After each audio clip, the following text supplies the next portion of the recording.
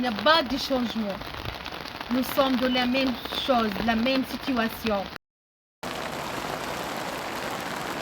La pluie s'abat sur la tente de Sama qui nous envoie ces images.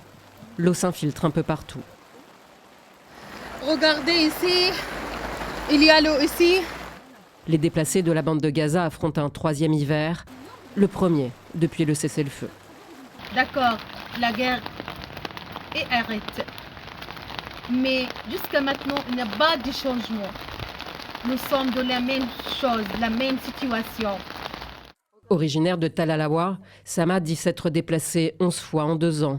Depuis 3 mois maintenant, cette professeure de français dont le domicile a été détruit vit avec ses 2 fils et son mari dans le camp d'Al-Bourreij, dans le centre de l'enclave. Subvenir aux besoins vitaux de sa famille reste difficile, malgré la trêve et le retour de l'aide humanitaire. Pour ma famille, je dois acheter tout ce qu'il nous manque, même la nourriture. Les quantités sont très limitées et ne suffisent pas tout le monde. Ne suffisent pas à couvrir les besoins de famille. Pour l'eau, elle n'est pas ni suffisante ni de bonne qualité, elle n'est pas aussi propre pour boire. Dans le camp d'Al-Bourreij, tout le monde n'a pas les moyens d'acheter ce qui devrait être gratuit. Certains n'ont d'autre choix que de voler cette aide, au risque d'être sévèrement punis. L'ambiance dans le camp est très lourde.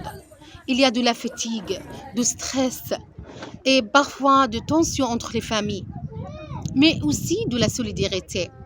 Les fils de Sama, Mahmoud, 9 ans, et Ahmed, 6 ans, se sont fait de nouveaux amis.